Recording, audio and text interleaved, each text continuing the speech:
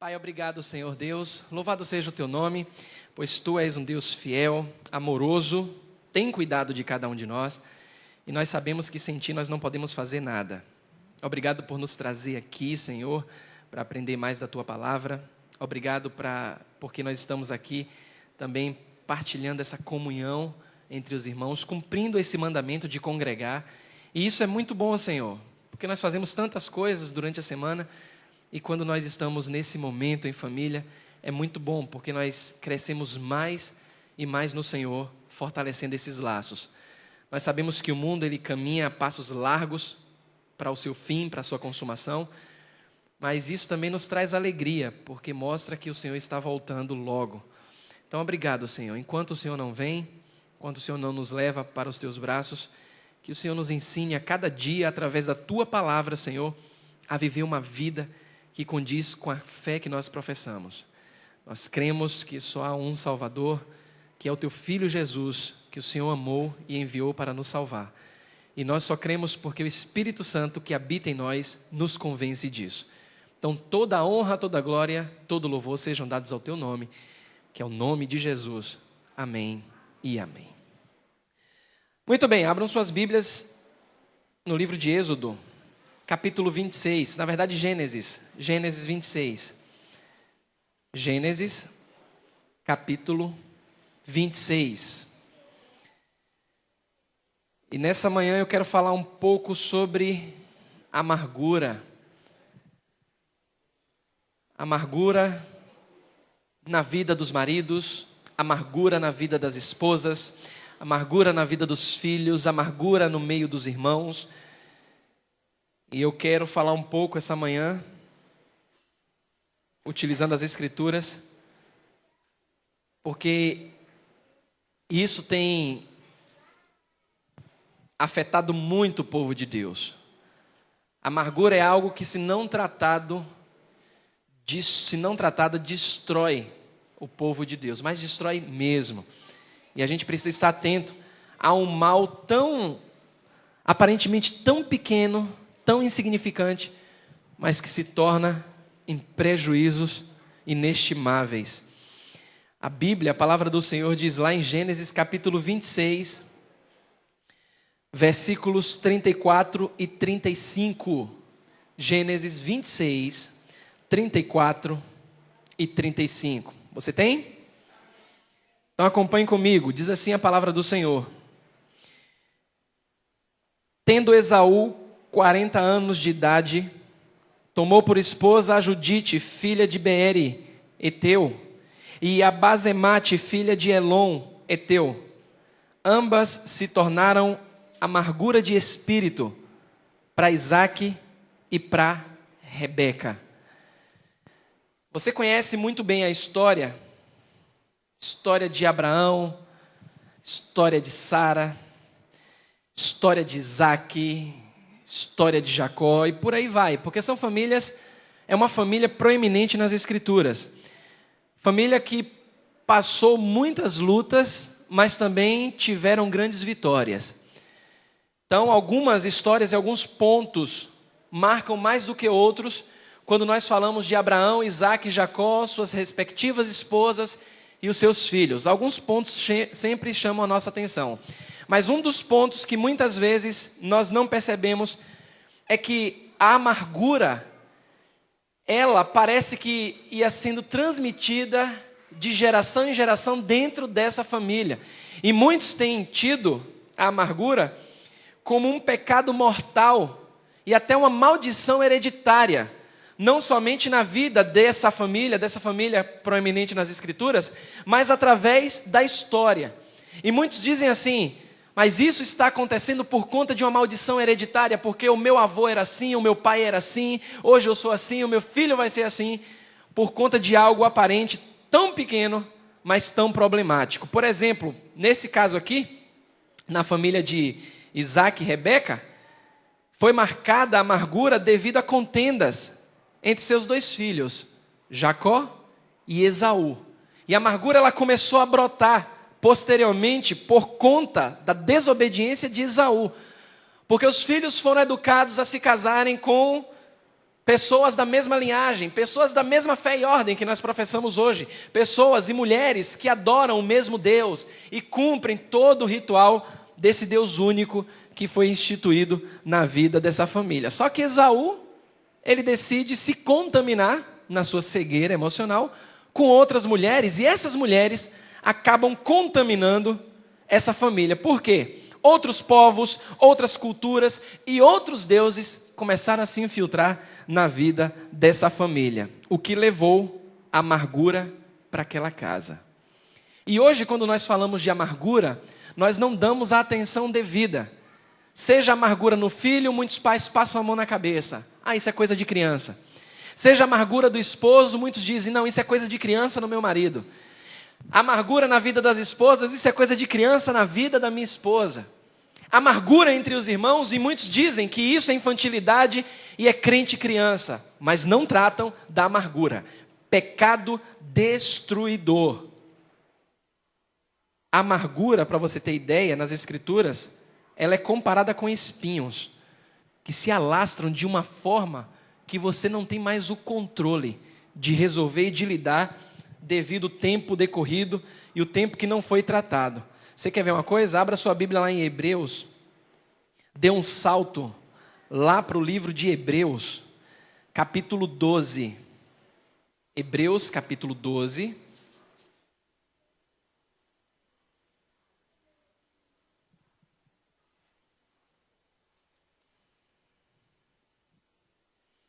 A partir do versículo 14. Cada um pode ler um versículo. Hebreus 12, a partir do versículo 14. Participe adorando ao Senhor.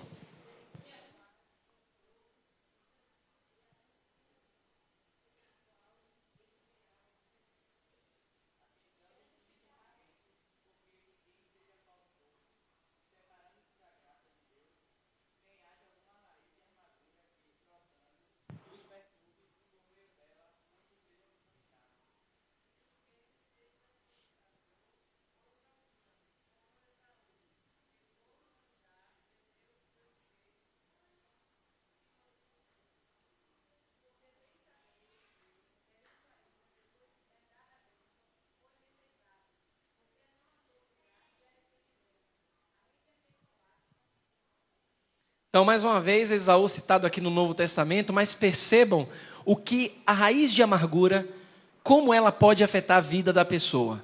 E às vezes, e muitas vezes, talvez você que está aqui nessa manhã deve ter pensado o seguinte, não, mas isso com o tempo passa. E a nossa tendência pecaminosa é dizer que com o tempo passa.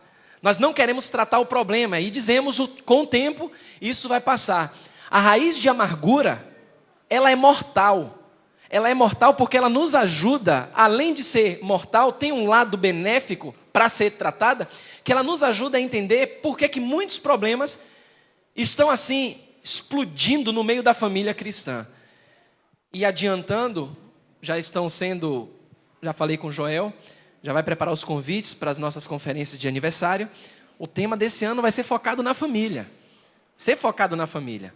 Tanto a família cristã, quanto a família secular, para você entender o que há por trás dessa separação entre homem e mulher, filhos também. O que é que está acontecendo? Por que tudo isso está acontecendo? Por conta de raiz de amargura não tratada. Porque nas Escrituras ela é como um espinho, que ela vai crescendo, e quando você percebe, você não tem mais o controle, não tem mais como tratar. E é interessante que as Escrituras diz, não haja raiz de amargura. O problema da amargura deu sinal, corta logo. Porque senão lá na frente você não vai ter o controle sobre essa situação. Vai clamar ao Senhor e não vai saber como lidar com isso. Por isso a Bíblia nos ensina a não se pôr o sol sobre a nossa ira. Lembra lá em Efésios? Não se ponha o sol sobre a vossa ira. E muitos problemas acontecem porque a gente passa a mão na cabeça e nós não tratamos o problema da amargura. E dizemos assim, hoje ele estava de cabeça quente, amanhã vai ser um outro dia. E o que é que acontece? No outro dia, aparentemente está tudo beleza, mas não está não, meus amados. Não está, porque tem raiz de amargura ali. E não se engane, mesmo depois de anos. Não se engane, mesmo depois de anos. Se aquela raiz de amargura do passado não foi tratada, você vai ter sérios problemas. Aliás, você já tem um sério problema na sua vida. Já tem. E muitas pessoas dizem, não, mas isso eu esqueci, isso passou. Não passou, não. A psicologia ensina que passou. A Bíblia não. A Bíblia ensina a tratar do problema. Não deixe o sol se pôr sobre a sua ira. Porque, amado, se deixarmos a ira para amanhã, ela vai crescer. Ela vai enraizar e vai tomar conta do seu coração. E o que é pior, vai contaminar outras pessoas. É muito claro quando nós lemos aqui, nem haja, aliás, versículo 15 de Hebreus 12. Atentando diligentemente, porque ninguém seja faltoso, separando-se da graça de Deus, nem haja alguma raiz de amargura que brotando vos perturbe, e por meio dela, da amargura, o que é que pode acontecer? Muitos sejam contaminados. O seu problema não tratado afeta outras pessoas. Mesmo que a Bíblia fala que cada um dará contas de si a Deus, e dará. Você vai dar conta a Deus se a sua raiz de amargura não foi tratada e com ela você contamine a outros. Por que tem muitas mulheres e muitos homens dizendo assim, não aguento mais viver junto? Porque ali é uma pessoa amargurada. Quantos filhos estão dizendo, eu não aguento mais morar com os meus pais porque são pessoas amarguradas. E ninguém trata isso. Ninguém trata. Eu quero apresentar nessa manhã, Deus vai apresentar para você através das Escrituras, como isso pode ser tratado de maneira prática. Como curar a amargura na vida do cristão, na vida daquele que se diz povo de Deus. Vamos começar tratando do marido. Vamos colocar o marido aí para ser o primeiro a ser tratado. Abra sua Bíblia em Colossenses. Volte um pouquinho. Colossenses capítulo 3. Colossenses 3. Versículo 18. Cada um dará conta de si a Deus, mas todos nós temos responsabilidades diante de Deus e diante do nosso irmão para ajudá-lo a lidar com seus problemas. Olha aí, Colossenses capítulo 3, versículo 18. Quem tem?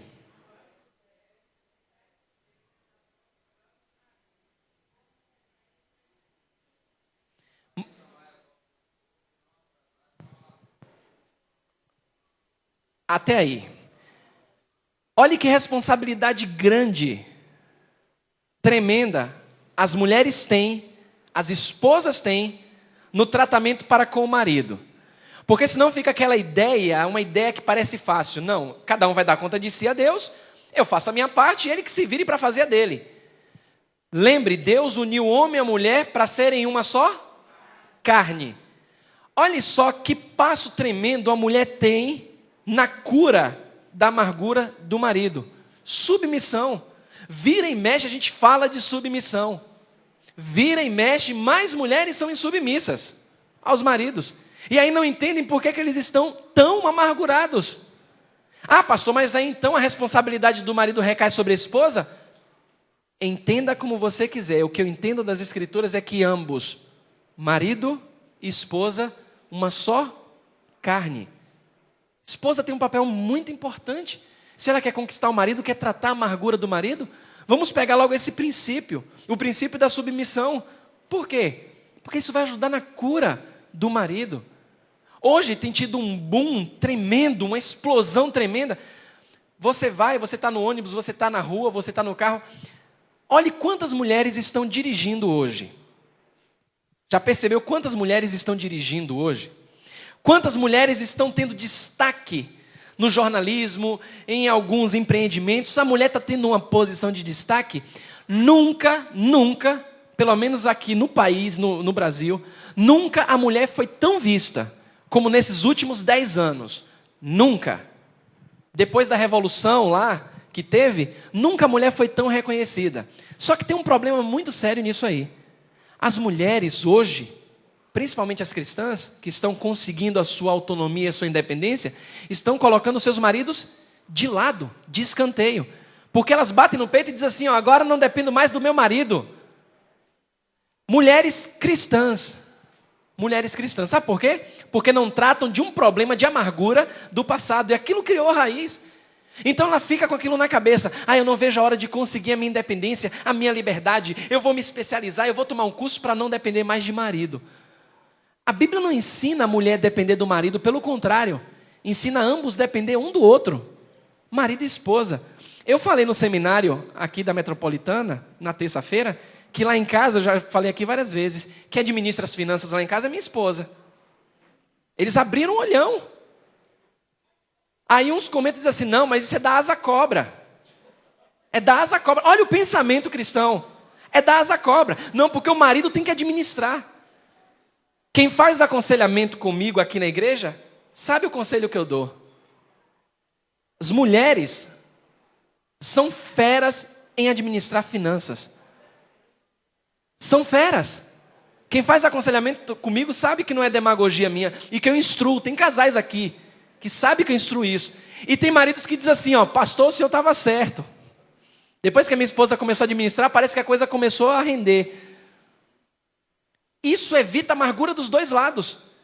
Minha esposa é submissa. Eu não mexo na parte administrativa, financeiramente lá em casa. Ela é uma ótima administradora, mas continua submissa. Eu não fico amargurado, ela não fica amargurada. E vamos vivendo com as nossas diferenças, bem, sem amargura. Primeiro passo importante na cura da amargura do seu marido, porque senão fica assim, quando o meu marido ganhava X e eu ganhava Y, eu agia toda assim, toda boazinha. Agora que o meu marido ganha Y e eu ganho X, aí causa amargura na vida do marido, o marido não tem mais respeito, a ordem que foi dada por Deus, em termos de hierarquia, que o marido é o cabeça da mulher, ele não tem mais prazer em cumprir, porque a minha esposa é rebelde, a minha esposa agora se acha dona do próprio nariz, eu sou uma pessoa frustrada e amargurada. Quantos homens vivem com esse peso? Por conta de algo tão simples que pode ser tratado? Mas isso só vai acontecer quando todas as mulheres cristãs entender que submissão é estar sobre a mesma missão. Caminhar junto com o seu marido. E o marido fica muito feliz quando a mulher ajuda. Eu sou muito feliz, eu não tenho dor de cabeça lá em casa. Não tenho dor de cabeça. Me preocupo com as coisas da igreja. Me preocupo com as coisas do lar, como sacerdote do lar. Mas eu não tenho essa preocupação de querer fazer tudo. Que também muitos maridos criam e desenvolvem uma raiz de amargura por achar que querem e podem fazer tudo. Você tem uma ajudadora, uma mulher submissa, mas que caminha ao seu lado. Quando a gente volta para a história de Rebeca, a gente percebe que ela foi submissa. Ela se abria para o seu marido, ela contava todos os problemas para o seu marido. E ele se sentia útil como marido e cabeça para orientar a sua esposa. Pergunta é, quantas esposas hoje têm coragem de se abrir com o seu marido? Muitas não se abrem, não têm coragem. Perderam o senso de submissão. O marido elas não veem como o cabeça do lar. O marido também é outro amargurado. Como é que a mulher vai se sentir à vontade para se abrir com o seu marido? Você vê no Velho Testamento as mulheres chamando seus maridos de Senhor. Claro, é cultural. Não é para você chegar em casa e chamar seu marido de Senhor. Forçar a barra. A ideia não é essa. Mas era uma ideia de respeito que tinha no Velho Testamento para se evitar essa maldita raiz de amargura. As mulheres faziam questão de colocar os seus maridos em posição de destaque. A mulher de Provérbios, capítulo 31. Provérbios 31. Ela trabalhava, ela ralava, mas o marido tinha posição de destaque. Ela era tida como otária? Não. Porque ela sabia o lugar dela. Se ela entende que ela é submissa e ela entende o valor da submissão, ela vai ganhar seu marido sem palavra alguma, como diz lá em Pedro, capítulo 3. Ainda que alguns dos vossos maridos não obedecem à palavra, eles sejam ganhos sem palavra alguma, pelo bom procedimento das suas esposas. Rebeca foi submissa, se abria com seu marido, contava os problemas dos filhos para ele. A mulher pode curar a amargura, pode ajudar nesse processo de cura da amargura dos seus maridos através da submissão. Nada acontece por acaso não, minha amada. Deus te chamou para ser mulher, para ser esposa, seja submissa. Confie no Senhor. Mas tem mulheres também que são amarguradas. E aí tem um papel fundamental do marido para ajudar na cura da amargura das mulheres. Volte para Colossenses capítulo 3. Leia o versículo 19. De novo, Lenildo.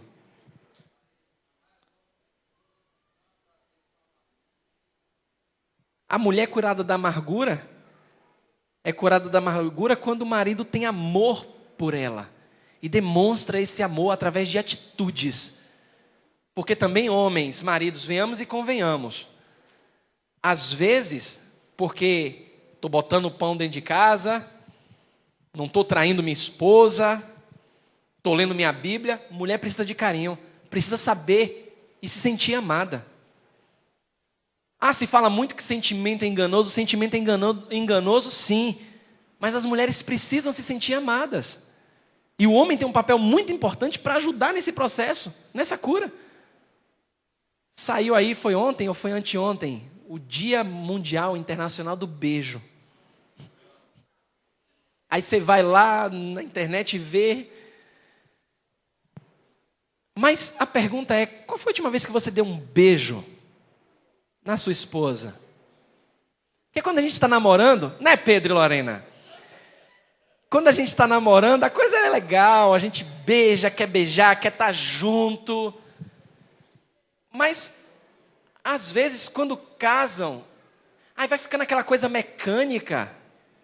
Mas era a mesma boca que você beijava. É o mesmo beijo.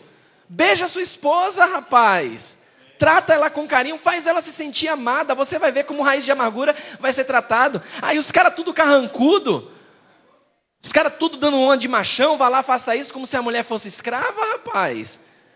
E ainda quer depois, na hora que vai dormir, quer chegar na esposa, vamos lá. O negócio aqui tá pegando. Aí a esposa se sente na obrigação. Esposa não é máquina, não. Trate sua mulher com carinho. Ajude a curar a amargura de sua esposa, tratando ela com carinho, com amor bíblico. E ela vai ser curada, amados. Confia no Senhor. Faça como Cristo, atitude. Como foi que Cristo amou a igreja? Ele se entregou por ela. Porque você diz para sua esposa, eu te amo, meu bem. Hoje é o dia do beijo, dá um beijo. Hoje é o dia do abraço, dá um abraço. Só nessas datas? Todo dia. Todo dia. Diga para sua esposa que você a ama. Trate ela com carinho, com respeito. E você vai ver. Você acha sua esposa carrancuda? Comece a tratar ela com carinho e amor para você ver para onde vai aquela cara de carranca. Trate ela com amor. Mas cuidado para você não conformar com o amor mundano. Tem um perigo aí, muito cuidado. Mas seja amoroso com sua esposa. Isaac, ele amava a Rebeca. Ele orava por sua mulher para que pudesse ter filhos. E ela via isso. Ela via a atitude do marido. Ele estava empenhado em agradá-la. Vamos curar a amargura dos pais. Pais amargurados, frustrados. Criei meus filhos e agora meus filhos só trazem desgosto, só traz miséria para minha família. Acho que eu sou culpado, eu sou culpada, ele é assim. Calma, você que é pai, você que é mãe, calma. Colossenses 3, versículo 20, leia lá.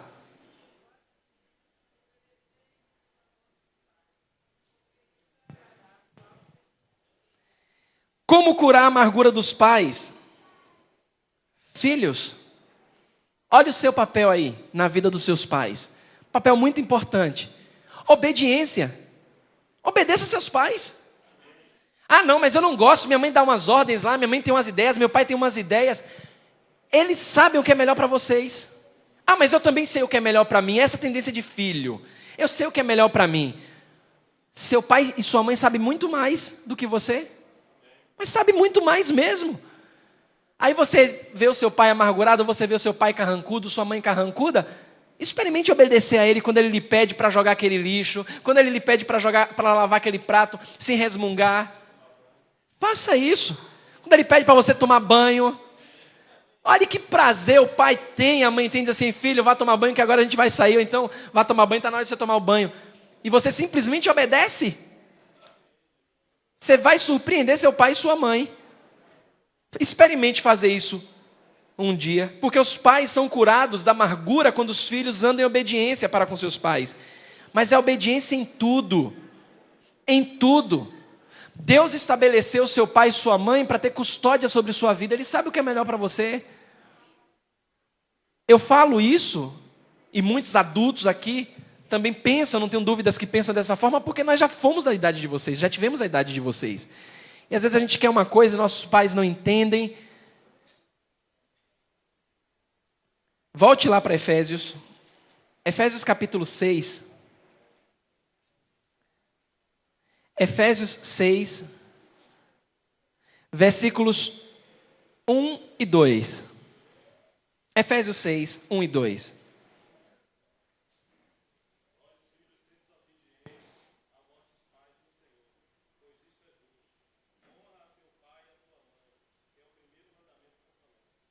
Olha aí, quer ajudar seu pai e sua mãe a ser curado da amargura? Obedeça a eles em tudo, mas em tudo mesmo. Se seu pai e sua mãe disse, eu não creio que seja maldade, pelo menos em se tratando de povo de Deus. E vamos ainda fechar mais o cerco, aqui na Igreja Batista Esperança, porque é você que está me ouvindo aqui. Se seu pai e sua mãe são cristãos dedicados, estão pedindo, faça.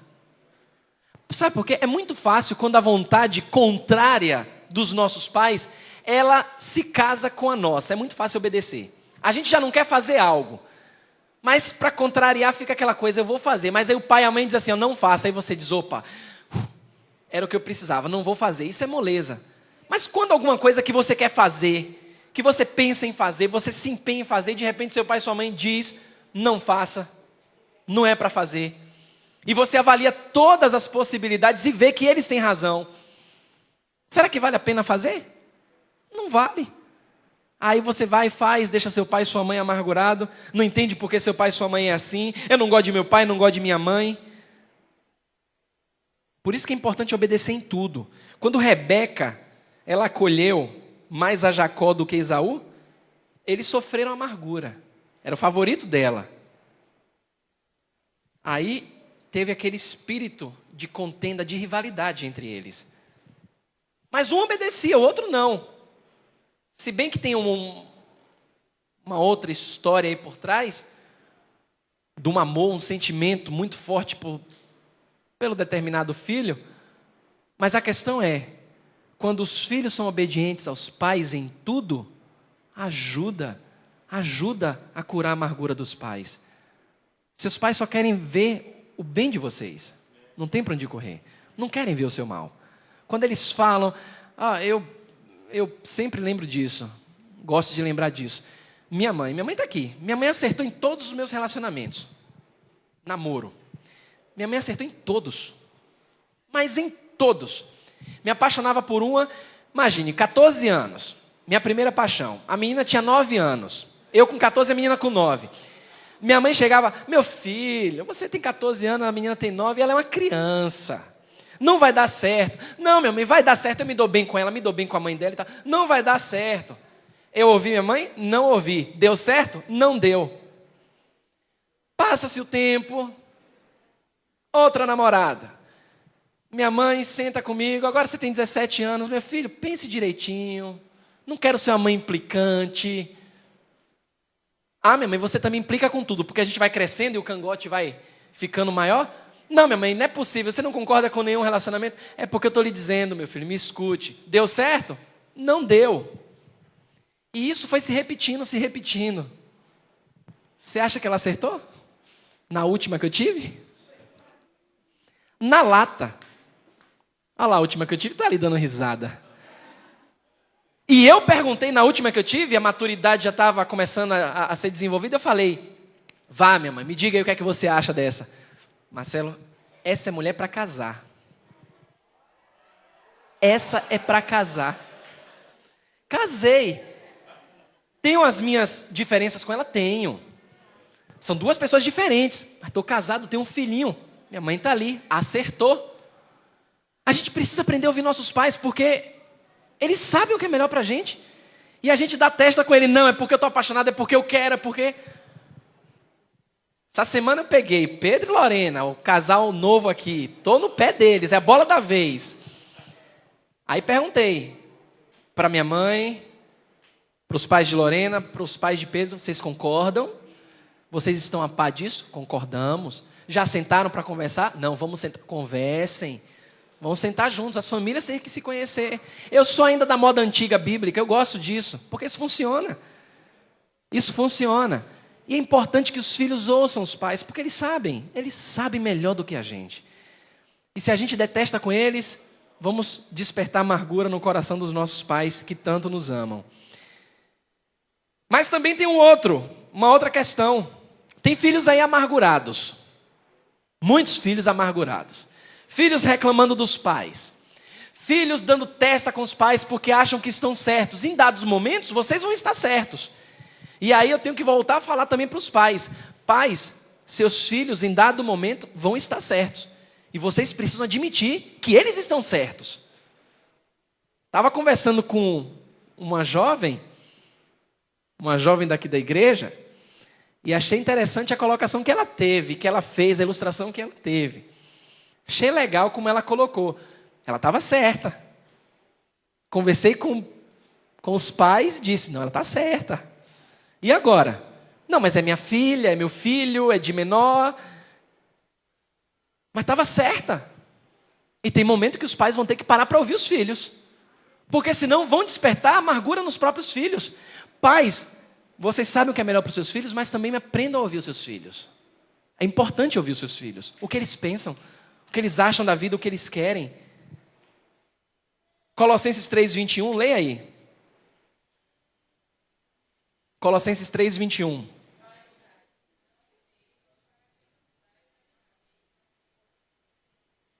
A amargura dos filhos é curada quando os pais têm paciência com eles. Quando os pais não provocam o filho à ira. Eu acho isso um absurdo, e isso é ignorância, Dizer assim, ó, meu filho, você não vai fazer tal coisa. Por quê, pai? É direito do filho perguntar o porquê. Por quê, pai? Por quê, mãe? Porque eu não quero e acabou. Que isso? Não quero e acabou, não. Está errado. Por que não quer? Mostra o filho. Estou ouvindo Mostra o filho por que não quer, por que não vai fazer. Seu filho quer saber o porquê disso, para ele não ficar amargurado. Não é nada demais. Aí você vai dizer, eu não quero por isso, isso e aquilo outro. Aí se detesta com você, pronto, já falei, está falado. Mostrei o motivo. Aí o que é que o filho tem que fazer? Tem que respeitar os pais. Mas também não pode o pai dizer, não vai fazer, acabou, não quero. Por que não quer, pai? Por que não quer, mãe? Porque eu não quero. Está errado isso é ditadura dentro da família. Aí os filhos crescem amargurados. E os pais não sabem por quê. Paciência, pais. Tenham paciência com seus filhos. Não provoquem eles a ira. Preciso haver união. Jesus ensinou que um reino dividido, ele não pode subsistir.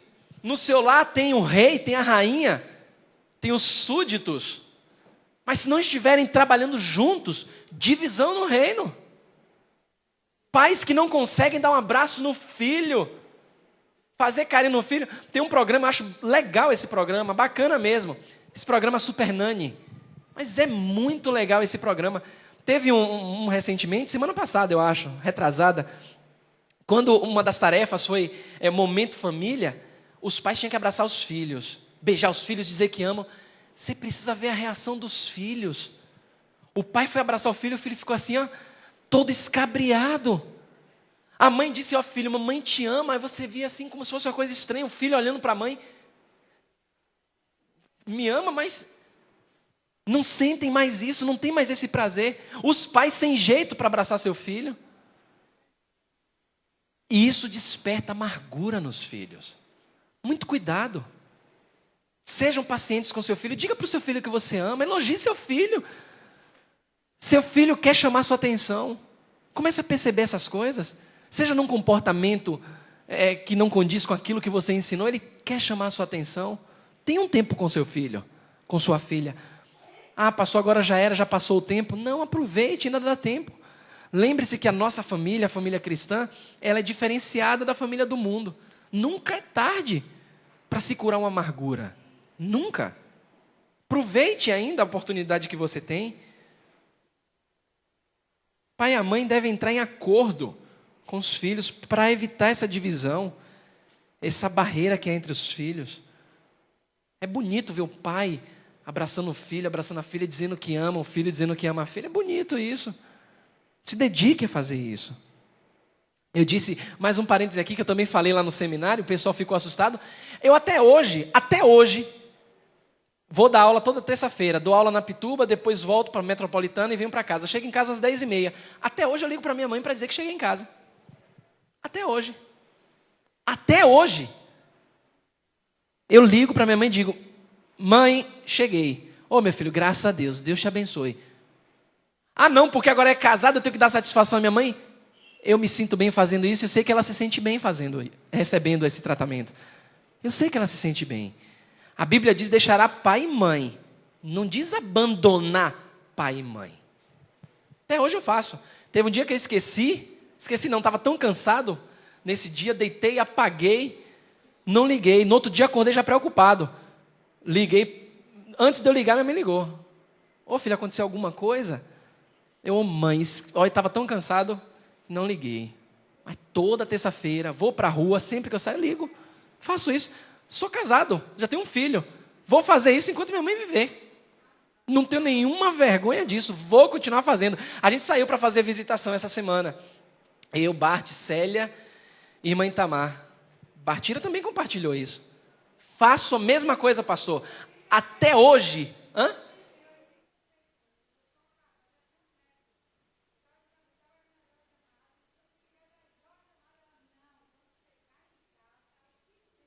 Isso. Até hoje. Já é avó. Ninguém diz, né? Bartira é vovó. Até hoje faz a mesma coisa. Isso vai sendo construído. Não é nada demais. Porque acha assim, não, que agora eu sou independente, não vejo a hora de ser independente. Mas se tivesse uma relação legal, pai e filho, isso tudo aconteceria. E por fim, amados, a cura da amargura entre os irmãos. Que é um problema também muito sério. Muito sério, porque envolve a família de Deus como um todo. E tem muito irmão amargurado. Muito crente amargurado. Jacó e Esaú, eles foram inimigos por 20 anos. Por 20 anos. Porque eles guardavam a amargura do passado. Mas o que foi que Jacó fez? Jacó começou a mandar presentes, começou a se humilhar pelo caminho, houve a reconciliação. Na igreja, na família cristã, para evitar a amargura ser curada, é necessário reconciliação. A gente não pode conceber o fato de que Valde Guimarães me maltratou. Eu perdoo porque a Bíblia ensina a perdoar, mas eu não quero conta. Não existe isso no meio do povo de Deus. A amargura vai continuar, você vai achar que foi curada, mas ela foi abafada. O espinho continua a crescer. Você tem que tratar isso através da reconciliação, mesmo que sem palavras. Às vezes, muitas pessoas tentam tratar a amargura e promover a reconciliação com palavras e acabam se complicando mais ainda. Porque diz assim: olha Guimarães, você me maltratou, eu te perdoo, vamos voltar a andar juntos, mas lembra que você fez aquilo, aí começa a remoer o passado. Que reconciliação é essa? Eu quero tratar o problema da amargura através da reconciliação? Eu começo a servir. Não preciso cobrar nada. Começo a servir. Através de expressões, através de um abraço, de um choro de arrependimento. Precisamos entender e perdoar uns aos outros para sermos curados da amargura. Deus criou a família. Deus estabeleceu a família. Ele não quer raiz de amargura dentro da família. Então percebam que são passos práticos. Mesmo que talvez o seu familiar ele não esteja aqui até para ouvir essa mensagem e saber que pode curar a amargura, saiba que Jesus está aqui. Ele pode curar você. Ele pode curar você na posição de marido, na posição de esposa, na posição de filho, na posição de filha. Ele pode curar você. Porque Ele quer e Ele deseja que você ajude a curar outras pessoas.